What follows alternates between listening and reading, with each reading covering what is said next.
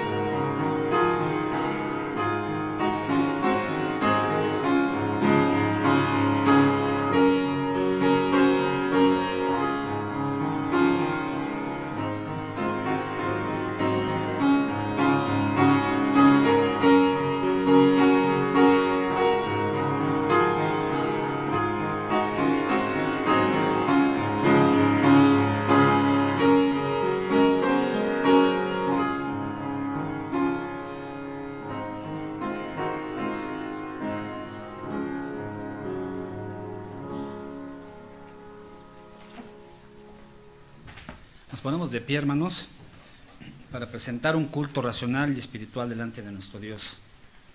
Defiendan a los huérfanos y a los indefensos, háganles justicia a los pobres y a los necesitados. Libren del poder de los malvados a los pobres e indefensos. Los malvados no saben nada ni entienden nada, vagan perdidos en la oscuridad. Dios nuestro, ven a gobernar el mundo. Tuyas son todas las naciones. Amén. Amén. Gracias, Señor, te damos en esta hermosa mañana que tú nos das. Gracias por la vida. Gracias, Señor, sobre todo por el privilegio de estar delante de tu presencia, buscando, Señor, tu rostro, para ofrendarte, Señor, y ofrecerte este culto, que con el corazón, Señor, sincero lo hacemos, porque te reconocemos como el único Dios vivo y verdadero, que se manifiesta, Señor, desde el principio de la vida, Señor, y hasta la eternidad. Gracias, Señor, porque te podemos ver y palpar en todos los momentos de nuestra vida, porque podemos ver tu presencia, Señor, y podemos contemplar, Señor, la gloria de tu nombre en todo lo que nosotros hacemos. Te alabamos, Señor, y te bendecimos, y te pedimos que tú recibas, Señor, este culto como una ofrenda grata, que en este momento, Señor, tu pueblo reunido aquí y en muchas partes del mundo, Señor, se reúnen con ese único objetivo de alabar, glorificarte y reconocerte. En el nombre de Cristo Jesús te damos gracias, Señor, por este enorme privilegio. Amén. Amén. Así puestos de pie, cantemos Grande es tu fidelidad, himno número 50.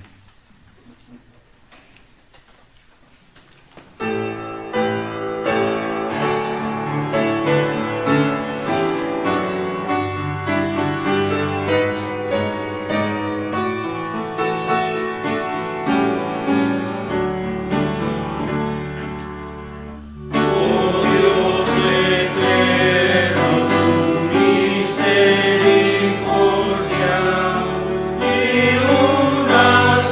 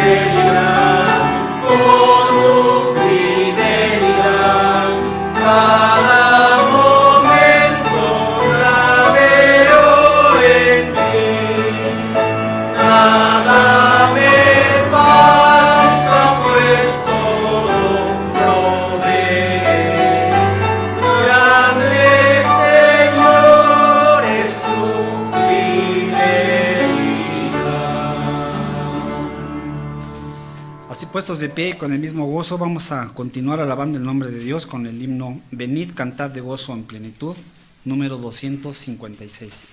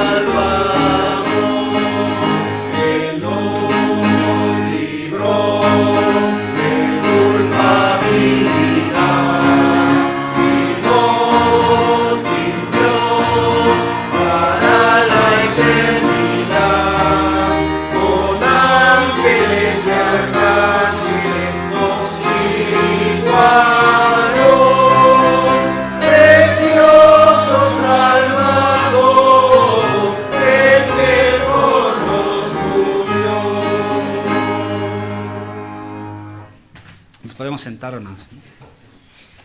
El Señor nos perdona y nos restaura. Todos nosotros hemos pecado contra ti, no te hemos hecho caso ni hemos obedecido las enseñanzas que nos diste por medio de tus profetas. No te hemos buscado ni hemos dejado de hacer lo malo. En silencio, cada quien en sus lugares, de rodillas, como gusten, pongámonos a cuentas delante de Dios. Y después yo terminaré con una oración.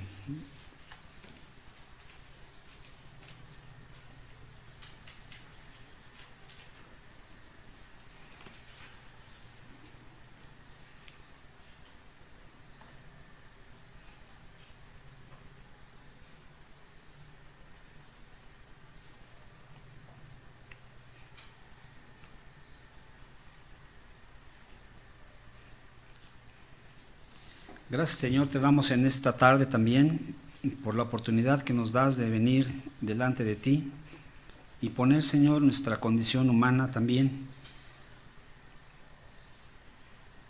y confesar, Señor, delante de ti todo los males, Señor, y todo el pecado que hemos hecho, Señor, delante de ti. Tantas cosas, Señor, que te han ofendido. Tantas cosas, Señor, que hemos hecho y que sabemos que no son de tu agrado. Cosas, Señor, también que hemos dejado de hacer, que hemos dejado, Señor, de ver por nuestro prójimo, por los que sufren, por los huérfanos, por los débiles, Señor, por los pobres. Toda, Señor, nuestra transgresión y nuestras culpas las ponemos, Señor, delante de tu presencia, sabiendo, Señor, que tu Hijo Jesucristo ha muerto en la cruz y nos ha hecho libres, Señor, de todo ese pecado. Gracias, Señor, por la confianza de saber que ese sacrificio, Señor, realizado en esa cruz, nos alcanza, Señor, hasta el día de hoy y nos pone, Señor, delante de ti en una condición limpia y santa, Señor, no por nuestros méritos, sino por los méritos de tu Hijo Jesucristo. Te pedimos, Señor, que nos aceptes y permitas que estemos limpios, Señor, de todo ese pecado, para que nuestra alabanza, Señor, suba delante de ti. Ayúdanos, Señor, también a hacer el compromiso, Señor, de buscar tu rostro, Señor, día con día, para seguir creciendo, Señor, hacia la estatura del varón perfecto y poderte dar, Señor, las gracias a través de nuestro testimonio, llevar los frutos, Señor, que tú estás esperando y cumplir, Señor, el propósito para el cual tú nos has formado, Señor, y nos has dado la vida. Gracias, Señor, por esa gran bendición, en el nombre de Cristo Jesús. Amén. Nos ponemos de pie para leer la siguiente parte. Por lo tanto, los que vivimos unidos a Cristo, no seremos castigados. Ahora, por estar unidos a Él, el Espíritu Santo nos controla, nos da vida y nos ha librado del pecado y de la muerte. Amén. Así puestos de pie, cantemos el himno El que habita al abrigo de Dios, número 683.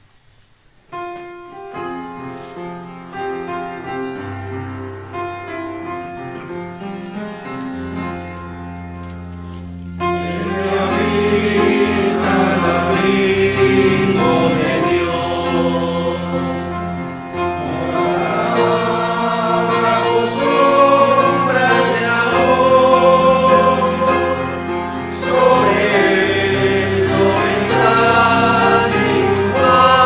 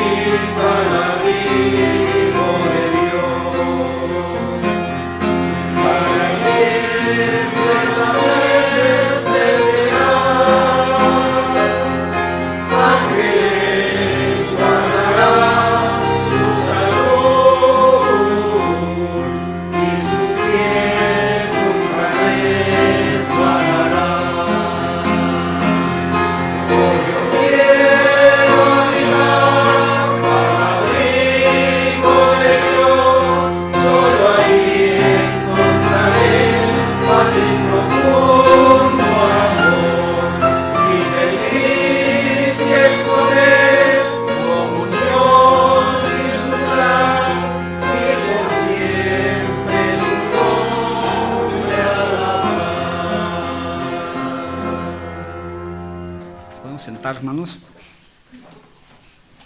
Es el momento de dar la bienvenida a nuestros hermanos. Ya tuvimos el tiempo de convivencia y de comunión allá afuera, pero pues algunos no habíamos llegado, entonces vamos a saludarnos nuevamente. Y quisiéramos ver si tenemos personas nuevas en nuestra congregación que nos estén visitando. Nos va a dar gusto conocerlos. ¿Nos puede dar su nombre, hermano? Sí, hermanos, mi nombre es Moisés Adán Velasco. Bien. Le damos la bienvenida. Bueno, el hermano viene de Durango, ya estuvimos platicando con él, y es primo del hermano Adame. Muy bien, entonces bienvenido, hermano. Cada vez que esté por acá con nosotros, lo invitamos a que nos visite. ¿Alguien más? La mamá. Ya habían venido alguna vez, pero bueno, pues nos da gusto volverlos a ver. Les saludamos y nos ponemos de pie, cantamos el himno, todos juntos reunidos, y aprovechemos también para saludarnos y darnos un abrazo, ¿no?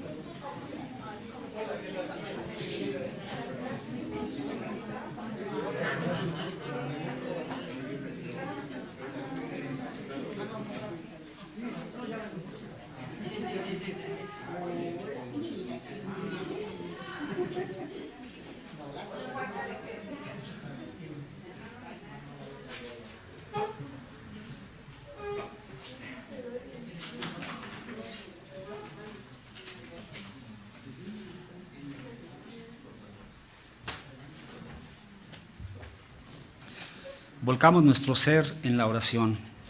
Si Dios no nos hubiera ayudado, ¿qué habría sido de nosotros? Si Dios no nos hubiera ayudado habrían acabado con nosotros como aguas desbordadas.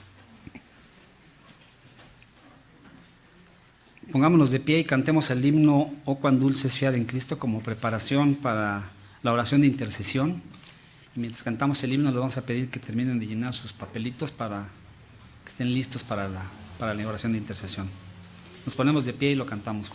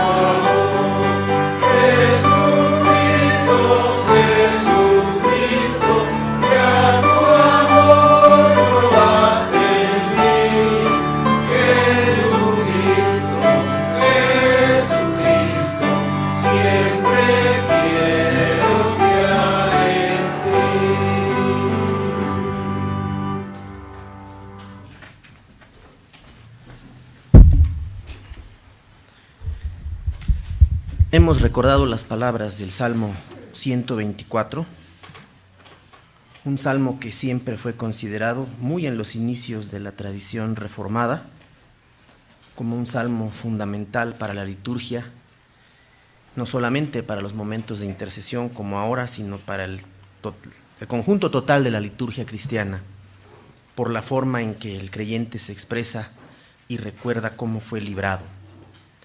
Yo creo que podemos, muchos de los aquí presentes el día de hoy, suscribir estas palabras y recordar no solamente la semana que transcurrió, sino muchas otras ocasiones, cómo hemos sido librados del mal y acompañados y guiados y dirigidos y sostenidos por nuestro Dios.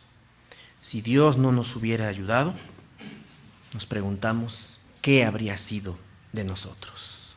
Oremos. Venimos ante ti, Padre nuestro, en esta hora a presentarte nuestra vida, a darte las gracias, Señor, por todas las bendiciones con que nos has llenado. En primer lugar, Señor, porque nos has traído hasta aquí con salud y nos otorgas la estabilidad, nos otorgas, Señor, el equilibrio, y además de las cosas materiales que también recibimos de tu mano, Señor, todo el caudal de bendiciones espirituales que recibimos de ti, Señor, son incontables.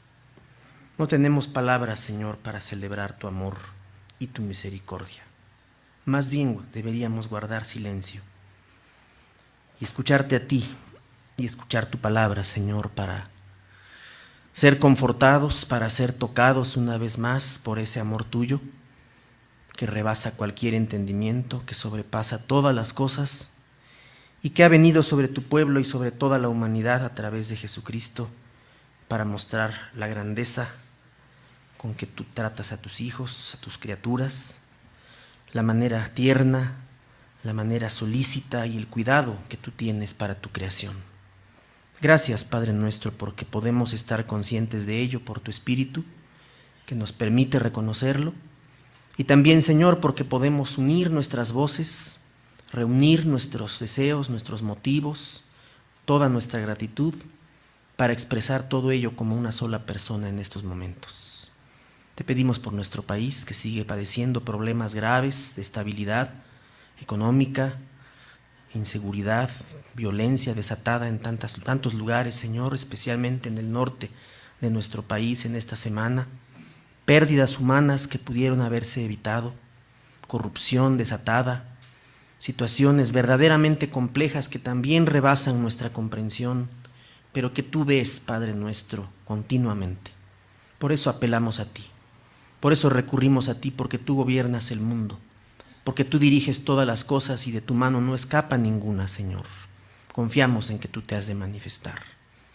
Y al momento, Señor, de ir exponiendo cada una de estas peticiones y gratitudes, te rogamos, Padre, que juntos podamos también esperar, también, Señor, callar, también, Señor, inclinar nuestro rostro y estar, Señor, a la expectativa de tu voluntad, Padre nuestro.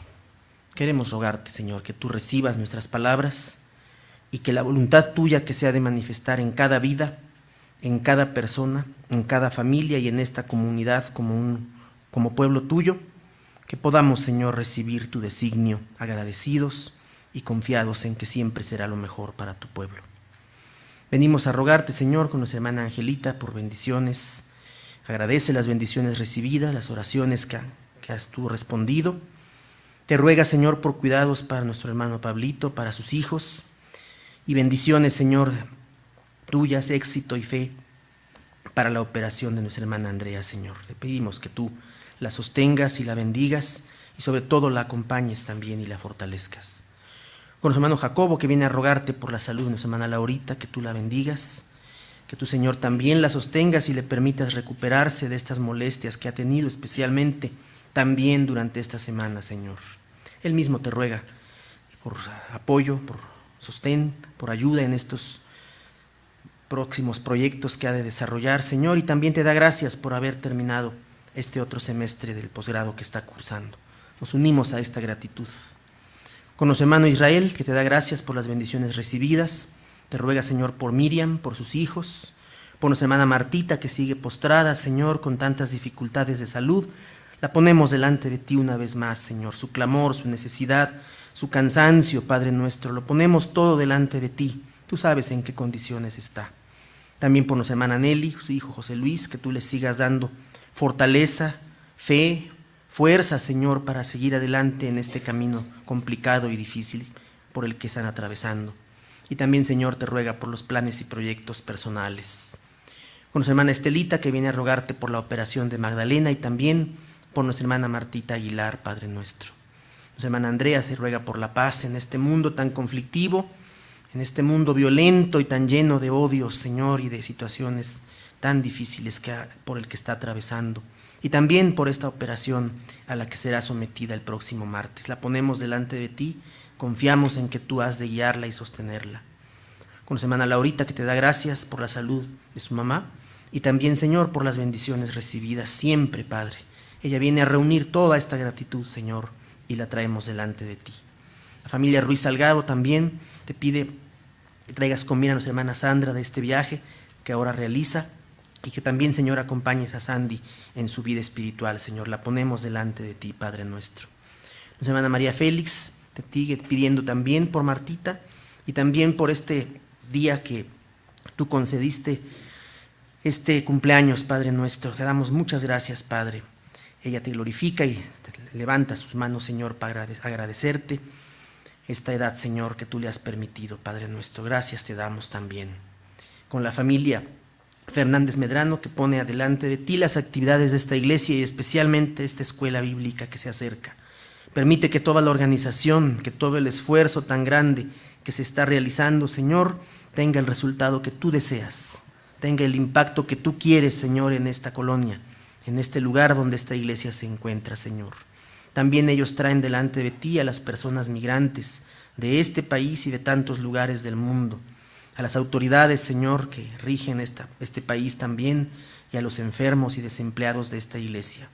Te damos gracias también porque ha concluido este ciclo escolar y te pedimos, Señor, por nuestros hermanos que han terminado. También con nuestro hermano Lauro hay gratitud por las bendiciones recibidas, Señor, porque se ha resuelto este problema positivamente y porque también el asunto de su nieto está en vías de solución. Te damos gracias, Padre, porque en medio de las dificultades tú te mueves, tú actúas y los enormes recursos a tu disposición los pones para tus hijos e hijas, Padre nuestro. Te damos muchas gracias. También con la familia Medina Pastor hay gratitud por las bendiciones recibidas y también te pedimos por nuestro hermano Miguel, por su salud y por la de toda su familia, Padre nuestro. Con nuestra hermana Lupita hay gratitud por todas las bendiciones recibidas. Ella te viene a rogar también por su mamá, por que tú te hagas presente, por Douglas, por Josefina Esquivel, Elia, Lina, Rosita, Padre nuestro. Ella trae todos estos motivos, estas necesidades que hay personales que tú conoces, también, Señor, las traemos delante de ti. Con nuestra hermana Anita Vázquez, que viene a rogarte por la vida espiritual de Adrián, Señor, lo traemos delante de ti. Lo ponemos ante tu presencia, Padre, para que tú actúes en su vida, en su corazón, en su mente, Padre. Y también te ruega por nuestra hermana Martita, por Juan Vázquez, por José Luis, por Ruth, Señor, por nuestro hermano Iram, que también han estado con problemas de salud. Los ponemos delante de ti, Padre nuestro. Con nuestro hermano Israel, por la salud de nuestra hermana Laurita también, y gratitud por la vida también de su mamá, Señor. Y también, Señor, te rogamos por su hermano, por la salud también de Belén, Padre nuestro. Todo esto lo traemos ante ti y también por nuestra hermana Andrea, Padre. Y también, Padre nuestro, queremos poner delante de tu presencia a la familia de nuestro hermano, el pastor Israel Flores Olmos, a su mamá, Señor, tú llamaste a tu presencia, Señor. Te pedimos que tú te manifiestes, que tú lo acompañes en este viaje que ahora mismo está realizando para estar en esta ciudad y acompañar también a su familia. Te pedimos el consuelo, te pedimos la paz, te pedimos, Señor, que tú te manifiestes en medio de ellos y que traigas esa presencia tuya para cubrirlos en medio de esta pérdida tan dolorosa, Padre. Y así todo lo traemos ante ti, Señor, con la confianza, con la certeza de que al escucharnos, tú ahora mismo ya estás actuando. Tú ahora mismo, Señor, ya estás movilizando todo ese poder lleno de amor y de gracia que tienes en medio de tu pueblo para levantar, para sostener, para ayudar al caído, al enfermo, al necesitado, al solo. Padre nuestro, gracias porque tú ya estás actuando. Lo ponemos todo delante de ti, en el nombre de nuestro Salvador, Cristo Jesús. Amén.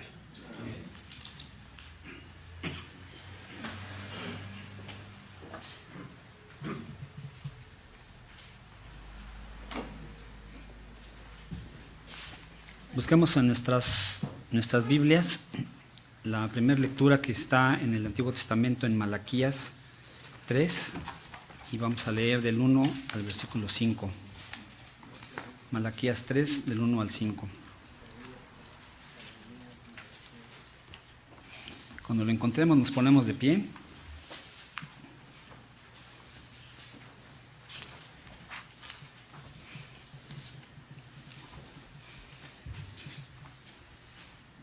Esta lectura la vamos a hacer todos juntos.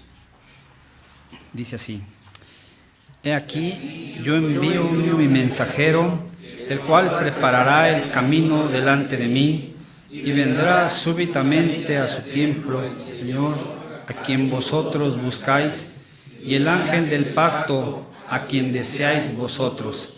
He aquí viene, ha dicho Jehová de los ejércitos, ¿y quién podrá soportar el tiempo de su venida? ¿O quién podrá estar en pie cuando Él se manifieste?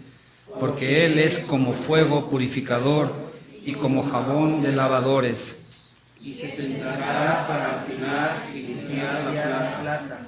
Porque limpiará a los hijos de Leví, los afinará como a oro y como a plata, y traerán a Jehová ofrenda en justicia. Y será grata a Jehová la ofrenda de Judá y de Jerusalén, como en los días pasados y como en los años antiguos. Y vendré a vosotros para juicio, y seré pronto testigo contra los hechiceros y adúlteros, contra los que juran mentira y los que defraudan en su salario al jornalero, a la viuda y al huérfano, y a los que hacen injusticia al extranjero, no teniendo temor de mí, dice Jehová de los ejércitos. Así puestos de pie, la lectura en el Nuevo Testamento la tenemos impresa en nuestros boletines. Marcos 1, del 1 al 15. Esta lectura la vamos a hacer alternada. Comienzan las mujeres y contestamos los hombres y nos unimos todos al final en el último versículo. Entonces, comienzan nuestras hermanas.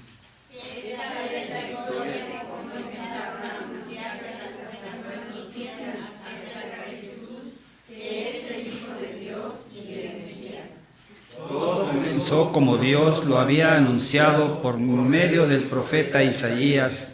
Yo envío a mi mensajero delante de ti, y él va a preparar todo para tu llegada.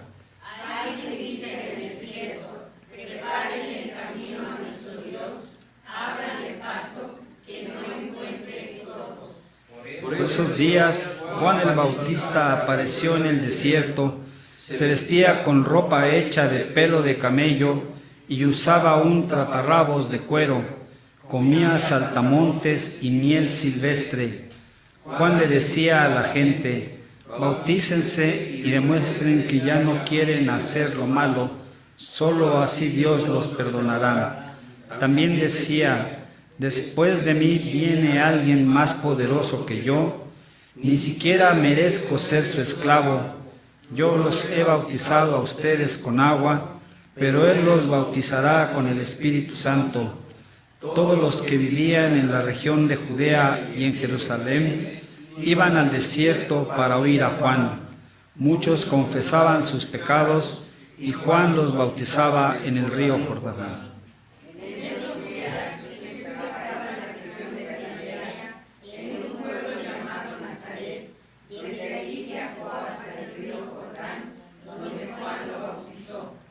Cuando Jesús salió del agua, vio que se abría el cielo y que el Espíritu de Dios bajaba sobre él en forma de paloma.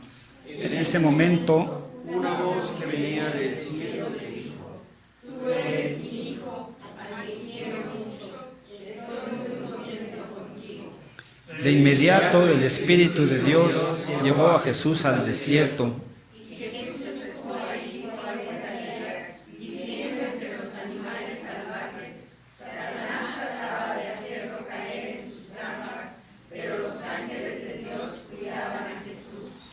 Después que se metieron a Juan en su cárcel, Jesús fue a la región de Galilea. Allí anunciaba las buenas nuevas acerca de Dios. Todos. Ya está cerca el día en que Dios comenzará a reinar. Vuelvan hacia Dios y crean la buena noticia. Amén. Que Dios bendiga la lectura de su santa palabra. Y nos preparamos para la reflexión de esta mañana. Testimonio y anuncio de la venida del reino de Dios.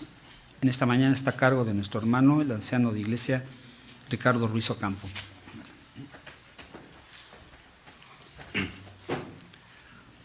Oremos, hermanos.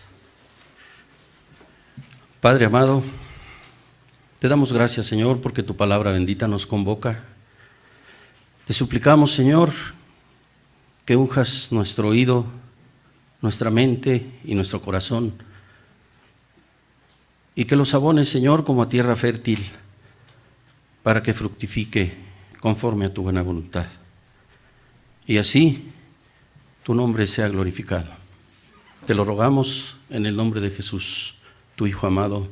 Amén.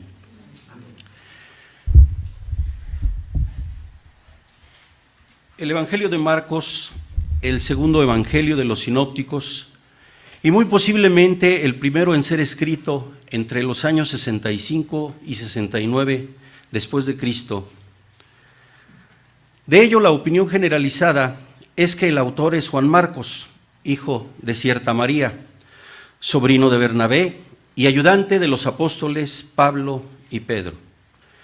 El historiador Eusebio cita unas palabras de Papías, uno de los llamados padres de la Iglesia, el cual, refiriéndose a Marcos, dice: fue el intérprete de Pedro, puso puntualmente por escrito, aunque no por orden, cuantas palabras y hechos del Señor recordaba, porque Marcos ni había oído al Señor ni le había seguido, sino que fue más tarde, en el acompañamiento a Pedro, donde logró captar todas las enseñanzas que éste compartía a sus oyentes.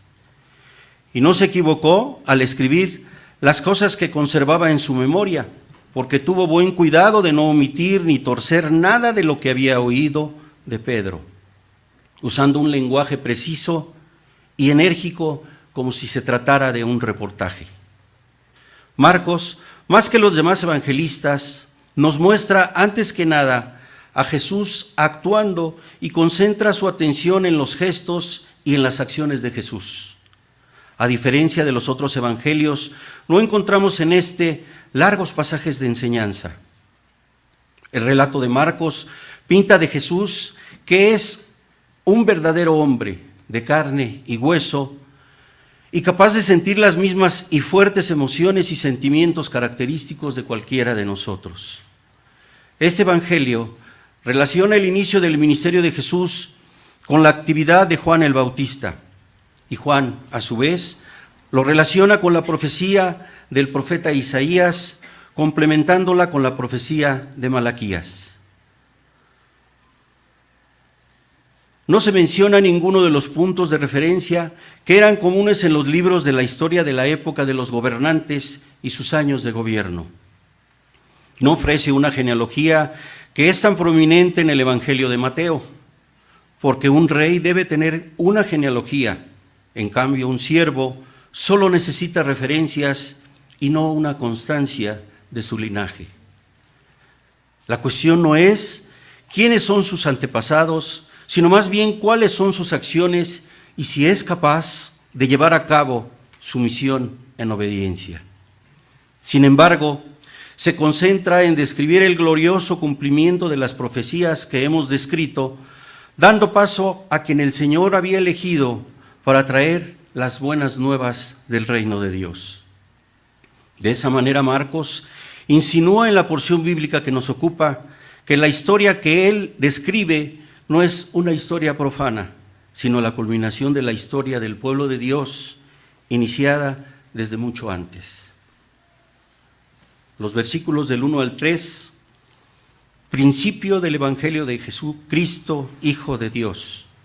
Como está escrito en Isaías, el profeta: he aquí yo envío mi mensajero delante de tu faz, el cual preparará tu camino delante de ti. Voz del que clama en el desierto: preparad el camino del Señor, enderezad sus sendas. Todos sabemos que la connotación actual de la palabra evangelio tiene su origen en el Nuevo Testamento, donde se usaba y se usa más de 75 veces. Y significa buenas noticias. Y dentro de la misión que el Señor encomendó a Jesús, su Hijo amado, eso se traduce en el testimonio que vino a dar en la tierra, enseñando lo que es el amor, la misericordia y la justicia, y sobre todo la confianza en Dios. Sin olvidar mencionar, en honor a la verdad, que tenía que entregar su vida por nuestros pecados. Aunque durante el desarrollo de este testimonio existe en el pueblo al principio un gozo desbordante porque al fin había llegado el Salvador, este es seguido también de una desilusión llena de dolor profundo por la forma brutal y espantosa en que entrega su vida en la cruz. Y con ello se derrumba la esperanza y la ilusión que había forjado inicialmente en aquellos que no lograron identificarlo como el Mesías.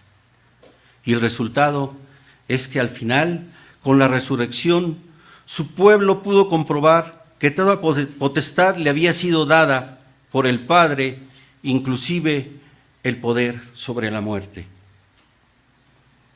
Y estas son las buenas nuevas de salvación que por gracia recibieron los que le creyeron y aún nosotros que creemos sin haberlo visto. Y por gracia recibimos y que hemos sido llamados a proclamar la venida del reino de Dios. En las Sagradas Escrituras encontramos 3 referencias sobre el término principio, marcando el inicio de algún acontecimiento.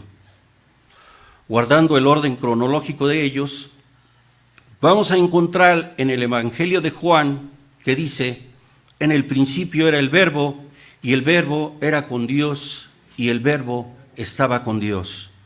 De lo cual, como humanos, no tenemos la más remota idea de cuánto tiempo se está hablando, pero confiamos en que es verdad porque tenemos fe para creerlo. No significa que tenga que buscar a través de métodos científicos la comprobación de este hecho. Me basta con usar la inteligencia que Dios me da para comprender lo que Él quiere revelarme y saber que en el pasado, humanamente hablando, y desde la eternidad, Dios quiso mostrar su misericordia en rescate por nosotros y ser humano y su trono de gracia. En segundo lugar, el libro de Génesis también nos habla de esto. En el principio creó Dios los cielos y la tierra. Aquí ya no hablamos de la eternidad, sino del acontecimiento por medio del cual el Señor da inicio a su creación en la tierra, la cual concluye el manejo del tiempo por medio del día y la noche. Debemos reconocer que con todos los esfuerzos que han hecho científicos, solo presumiblemente pueden establecer una edad de 4.530 millones de años, mientras que para el pueblo de Dios no tiene gran importancia. Si la Escritura no nos lo revela, es porque no es importante. Lo importante para Él es que comprendamos cuál es nuestro propósito aquí en la tierra y que lo cumplamos en obediencia. Y en tercer lugar, precisamente Marcos nos habla del principio del Evangelio de Jesucristo, Hijo de Dios. En este caso, sí contamos con una referencia que nos puede acercar a establecer una fecha, pero sin que ésta sea precisa. Por lo que esta fecha es carente de importancia ante el hecho de que la Escritura nos está hablando del inicio del proceso llamado Evangelio. Porque Evangelio no solo se trata de que veamos a Jesús como el portador de las buenas nuevas enviado por nuestro Padre Celestial, sino que logremos discernir que Jesús es la encarnación de Dios para que su carne heredara la pecaminosidad de nuestros primeros padres y que también nos fue transmitida a nosotros. Dice la Escritura: al que no conoció pecado, por nosotros lo hizo pecado, para que nosotros fuésemos hecho justicia de Dios delante de Él. 2 Corintios 5:21. Y entonces ahora, siendo hombre como cualquiera de nosotros, pudiera pagar el precio del pecado, que es la muerte. Porque la paga del pecado es muerte, mas la dádiva de Dios es vida eterna en Cristo Jesús, Señor nuestro. Romanos 6:23. El Señor se cobró a sí mismo con la sangre de su Hijo lo que tenía que habernos cobrado a nosotros con nuestra sangre, convirtiendo a su Hijo sin que Él hubiera cometido un solo pecado en pecado. Dice la Escritura: el cual no hizo pecado, ni se halló engaño en su boca. 1 de Pedro 2:22. Y esto no significa que al Señor le guste estar jugando con nosotros, sino que una de las virtudes de Dios llamada presciencia, y que consiste en conocer las cosas antes de que acontezcan, le permitió saber que nada ni nadie de lo que pudiéramos hacer o intentar iba a sacarnos de nuestro estado de pecado. Primera de Pedro 1:2. Elegidos según la presciencia de Dios, Padre, en santificación del Espíritu, para obedecer y ser rociados por la sangre de Jesucristo. Gracia y paz os sean multiplicadas. Y esto permite a Dios llamar las cosas que no son como si fuesen. Romanos 4:17. Como está escrito, te he puesto por padre de muchas gentes delante de Dios, a quien creyó, el cual da vida a los muertos y llama las cosas que no son como si fueran.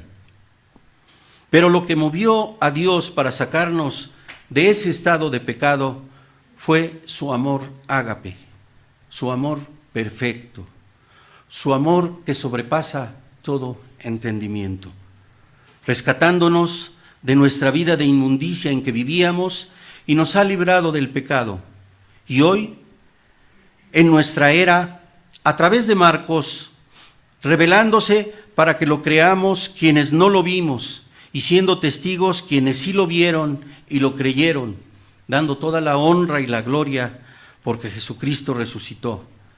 Y este es el final feliz del proceso del Evangelio que Jesús, a través de su resurrección, ha compartido solamente por gracia la gloria de su triunfo sobre la muerte con nosotros, librándonos de ella y haciéndonos sus hermanos. Estas son las buenas nuevas que entendemos como cristianos. Por eso, hermanos, cuando nos acercamos a la mesa del Señor, esto es lo que nos pide nuestro Dios, que discernamos sobre este proceso del Evangelio y que lo veamos no como un hecho histórico lleno de frivolidad. Por lo antes expuesto, no significa entonces que se trata de la historia de Juan y Jesús, sino que estamos hablando de la instauración del reino de Dios a través del testimonio de su Hijo Jesucristo. Y el Señor nos invita a ser súbditos suyos y espera de cada uno de nosotros que hayamos aprendido las enseñanzas de su Hijo y que alcancemos su estatura con su ayuda y que su nombre sea glorificado. Versículos 4 al 7. Bautizaba Juan en el desierto y predicaba el bautismo de arrepentimiento para perdón de pecados. Y salían a él toda la provincia de Judea y todos los de Jerusalén, y eran bautizados por él en el río Jordán, confesando sus pecados. Y Juan estaba vestido de pelo de camello, y tenía un cinto de cuero alrededor de sus lomos, y comía langostas y miel silvestre. Y predicaba diciendo: viene tras de mí el que es más poderoso que yo, a quien no soy digno de desatar encorvado la correa de su calzado. Juan había sido apartado por Dios para este ministerio. Pertenecía a la orden de los sacerdotes, a la tribu de Leví, y se esperaba que sirviese en el templo de Jerusalén. Pero Dios tenía otros planes para él, y le había llamado para ser profeta, y por ese motivo se encontraba predicando en el desierto, y mucha gente se dirigía hasta ese lugar para escucharle. Juan anunciaba la venida del Señor, preparaba al pueblo elegido a través del bautismo para la venida de Jesús, comprometido con una amnistía segura y total por el Mesías. Es tiempo de que su pueblo se rinda a él por medio del arrepentimiento y la confesión de los pecados. Este bautismo pone en movimiento a toda la provincia de Judea y su capital, Jerusalén.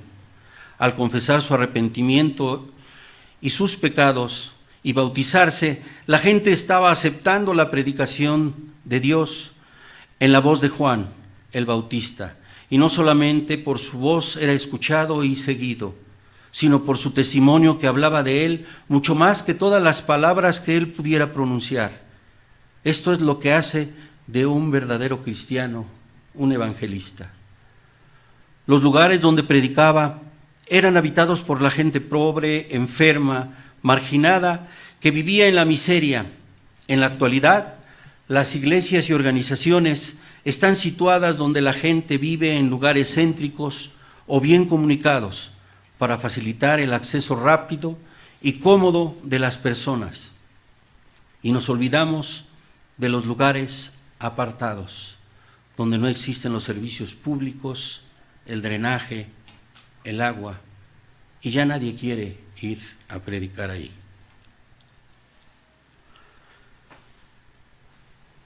Juan el Bautista no siguió esa estrategia, sino que se alejó hacia la soledad del desierto, y fueron multitudes las que tuvieron que dirigirse allí para poder escuchar.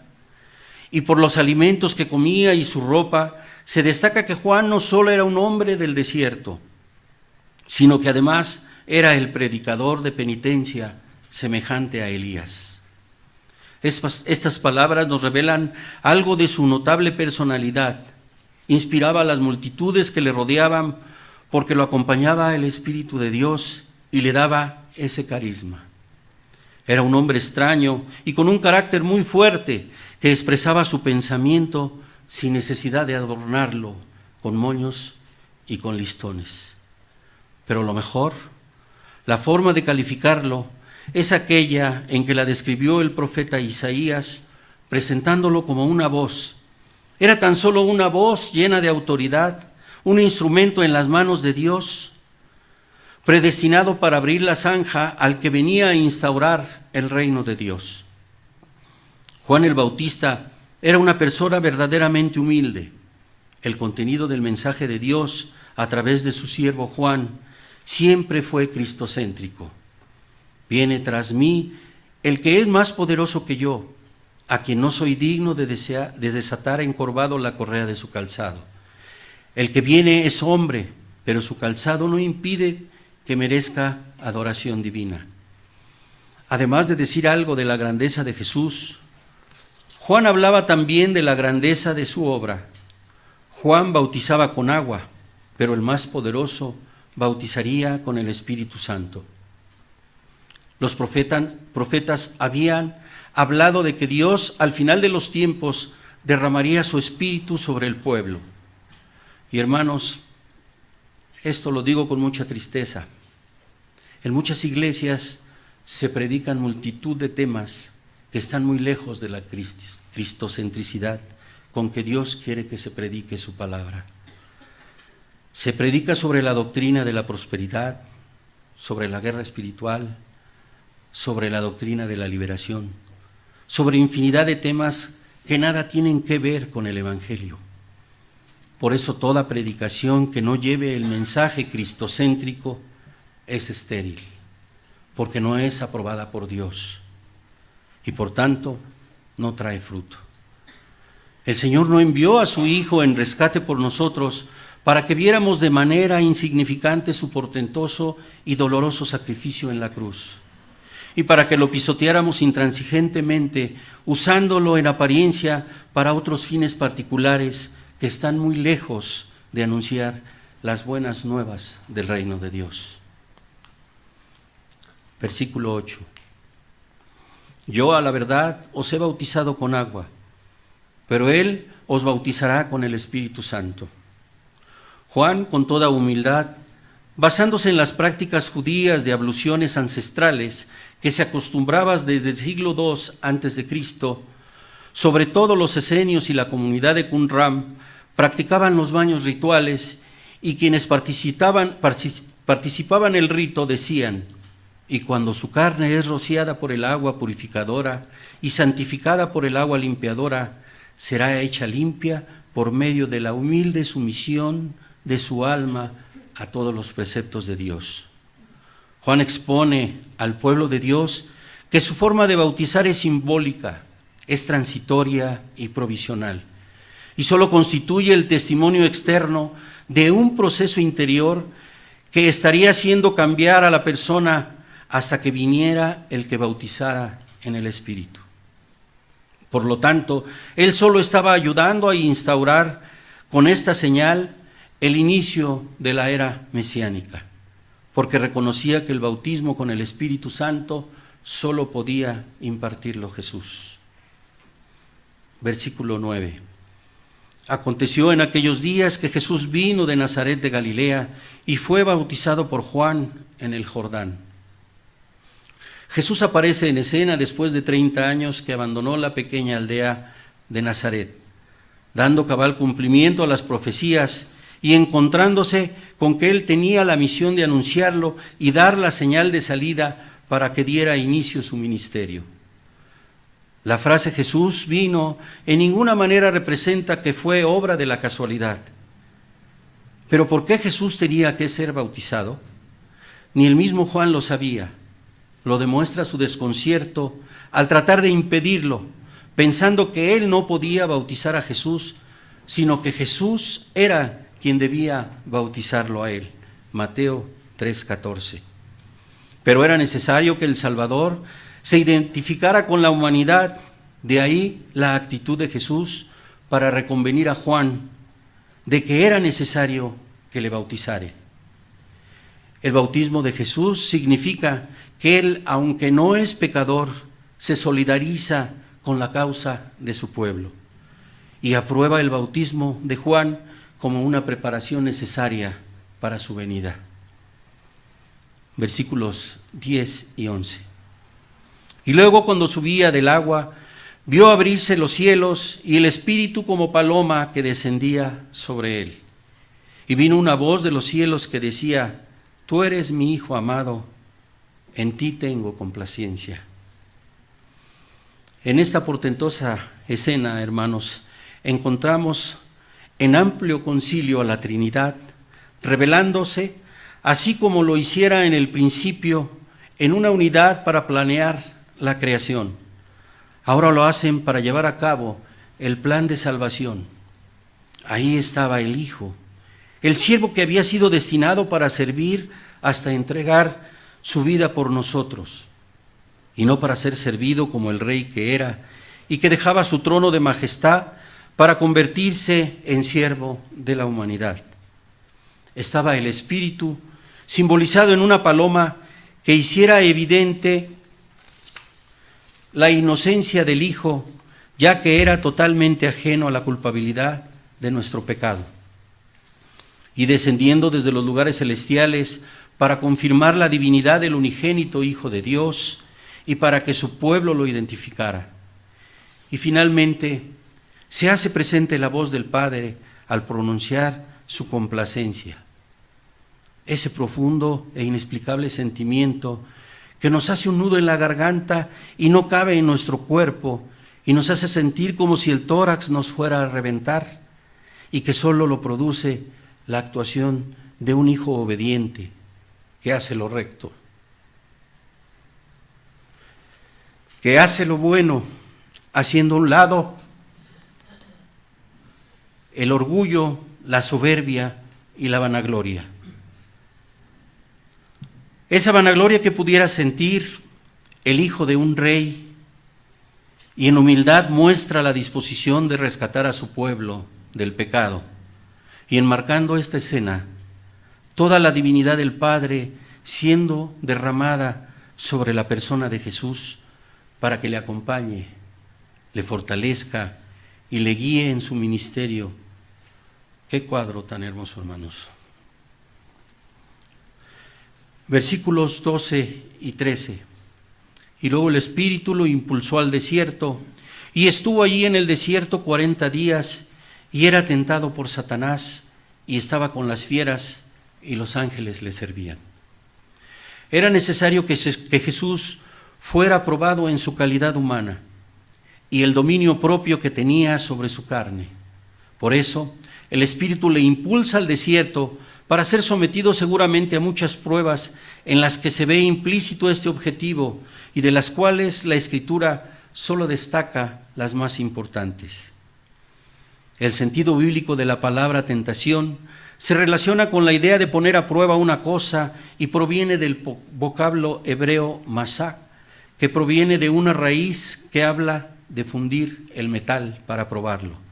Y en el Nuevo Testamento, y para el caso de Jesús, la palabra equivalente es peirasmos, ya como verbo tentar o probar. Pero ahí también estaba el tentador tratando de seducir a Jesús para que pecara y con ello obstaculizar la obra de Dios. Jesús nos enseñó a orar para rogar a Dios que no nos meta en tentación. Pero una cosa es cuando somos probados por Dios para refinar nuestro carácter, y otra cuando el mundo, cuando Satanás o nuestra propia carne, o inclusive la combinación de todas ellas, trata de seducirnos para hacer el mal. Pero lo cierto, hermanos, es que las tentaciones que ofrece el mundo o Satanás no tendrían efecto alguno en nosotros si no estuviera en nuestro interior la concupiscencia, es decir, esos deseos, esos apetitos, esa codicia ilegítima y vehemente sobre lo que no es agradable a Dios. Dice la Escritura, cada uno es tentado cuando de su propia concupiscencia es atraído y seducido. Santiago 1:14. Pero el soportar una tentación o prueba también tiene una bienaventuranza. Bienaventurado el varón que soporta la tentación, porque cuando haya resistido la prueba, recibirá la corona de vida que Dios ha prometido a los que le aman.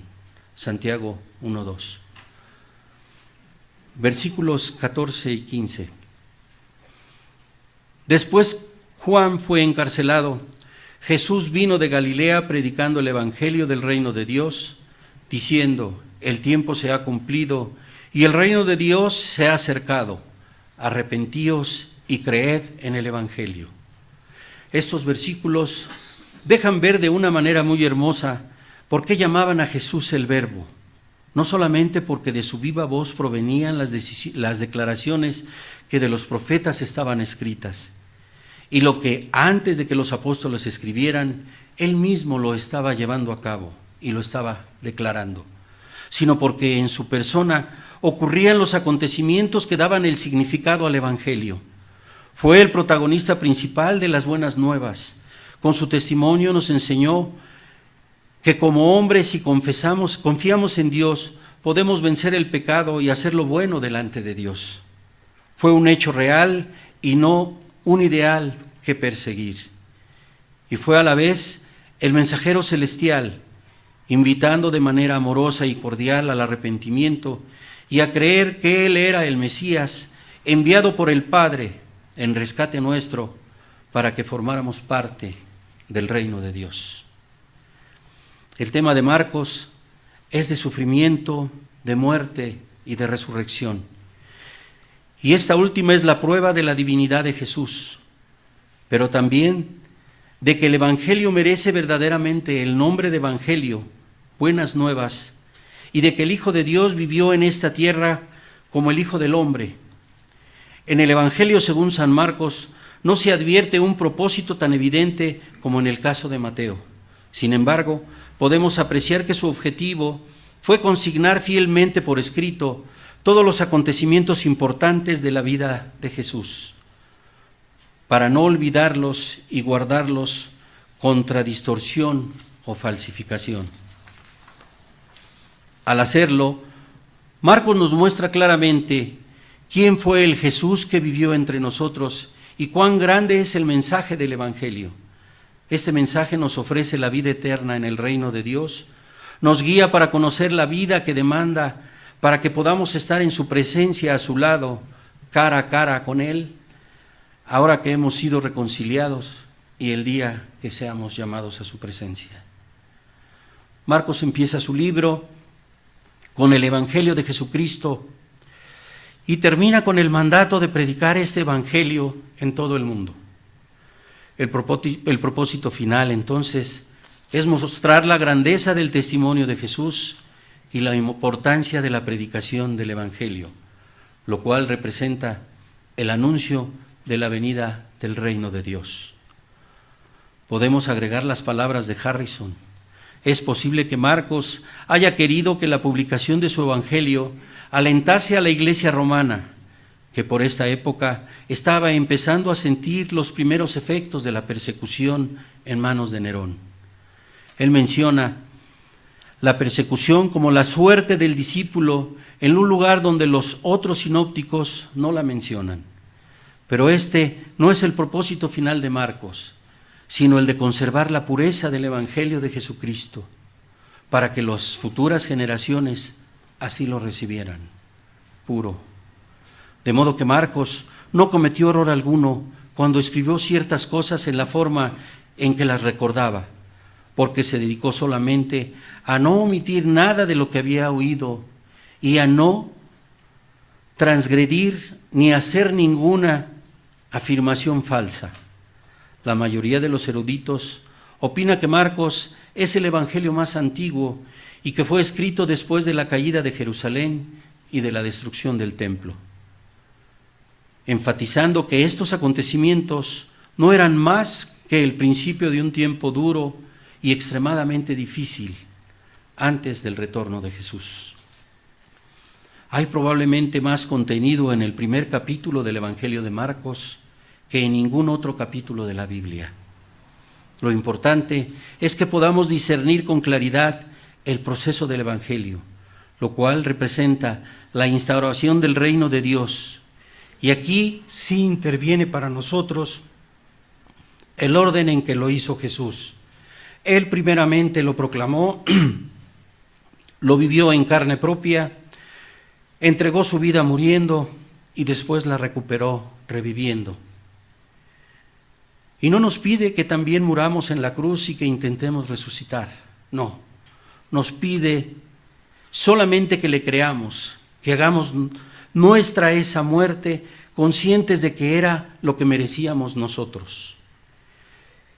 Y lejos de vivirlo, por el contrario, nos libró de esa muerte y nos hizo justos frente al Padre para merecer la vida eterna. Entonces, ¿qué tenemos que hacer? Poner en práctica el amor, la misericordia y la justicia y la sujeción a Él. Dar testimonio de que somos sus hijos, y cuando verdaderamente demos muestras de que sí le creemos, podamos entonces proclamarlo a quienes no lo saben, compartirles esas buenas nuevas. Que el Señor nos dé sabiduría y sensibilidad para aprovechar este trabajo realizado por Marcos con la inspiración de Dios, y sobre todo para que no sea en vano el acontecimiento que ha puesto en nuestras manos para que en libertad lo proclamemos y no para que solamente lo atesoremos y lo guardemos secretamente para nosotros. Que Dios nos bendiga.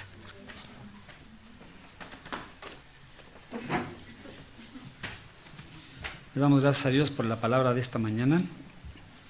Invitamos a la iglesia a que se ponga de pie y de manera de confirmación cantemos el himno Iglesia de Cristo, el número 205.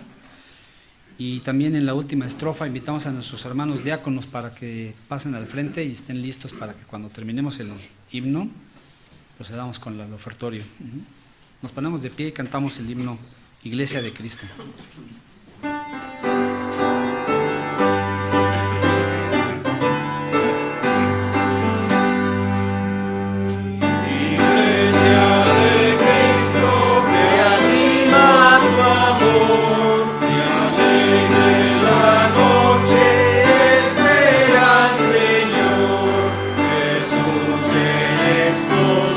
Vestido de honor, viniendo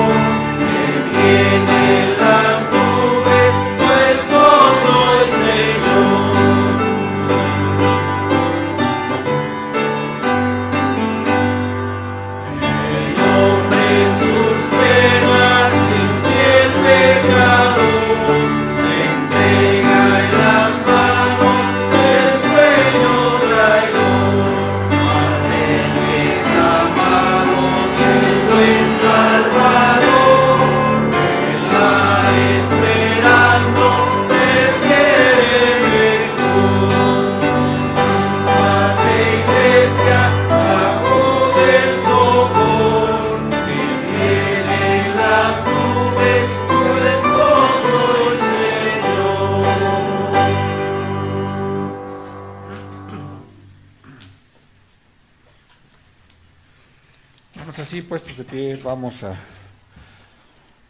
dar gracias al Señor por las bendiciones que nos ha dado esta semana que ya termina, que empezamos hoy también, Señor. Bendice, Señor, a todo el dador alegre, Señor, y leemos el Deuteronomio 16 al 17. Nadie deberá presentarse ante el Señor con las manos vacías, sino que cada uno lleva sus ofrendas conforme a los bienes con que el Señor, su Dios, lo haya bendecido. Amén.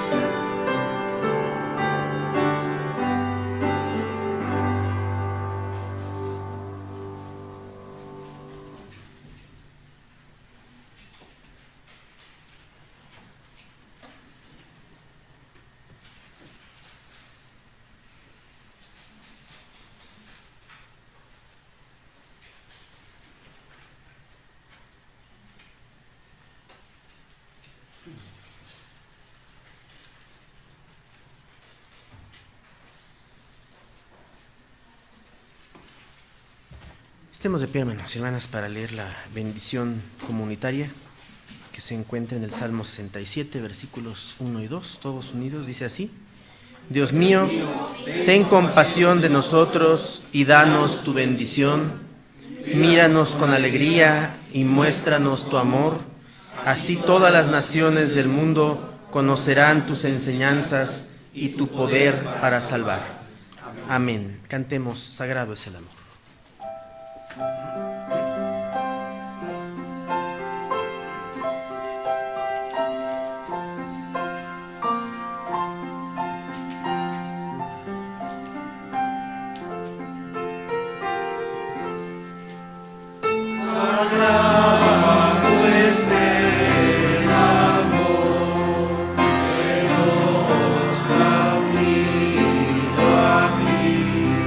A los que oí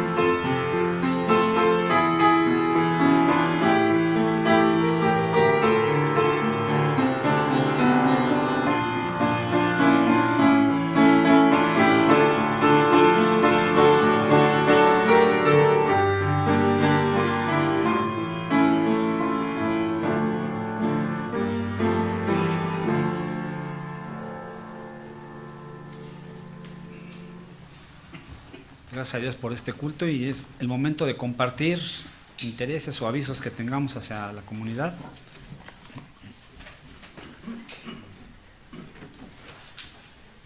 Dice el Evangelio: bienaventurados los que tienen hambre y sed de justicia. Voy a leer un pasaje de la Escritura, a ver si se acuerdan. Quiero ver qué tan buena memoria tienen y en dónde lo ubican. ¿Estamos de acuerdo? No es concurso, pero quiero que, a ver si saben. Un día, el rey paseaba por la muralla y una mujer le gritó: ¡Majestad, socórreme! Él respondió: si el Señor no te socorre, ¿con qué voy a socorrerte yo? ¿Con trigo o con mosto? Y el rey le preguntó: ¿qué te pasa? Ella respondió: esta mujer me dijo: trae a tu hijo, lo comeremos hoy y mañana nos comeremos el mío.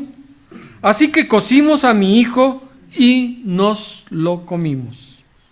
Pero cuando al día siguiente le pedí que nos entregara a su hijo para comérnoslo, ella lo escondió. A ver, algún valiente que me diga, yo no sé dónde está. Sí, hermano Pablo. ¿Sí? Dígame un libro y yo le digo si sí o si no. ¿Cómo? Salomón. Parece como que a los reyes los buscaban para pedir justicia. No les voy a decir dónde está el pasaje, se los voy a dejar de tarea para que lo investiguen. Es que hay una propuesta, dos propuestas de la hermana Eunice, hoy no está, pero me compartió el domingo anterior ya la salida y quiero extenderla a ustedes a ver qué les parece. Anda circulando por ahí en la red una propuesta de orar a las 14 horas con 34 minutos. A ver, déjenme ver si no me mal recuerdo. Está en Proverbios y habla acerca de la justicia.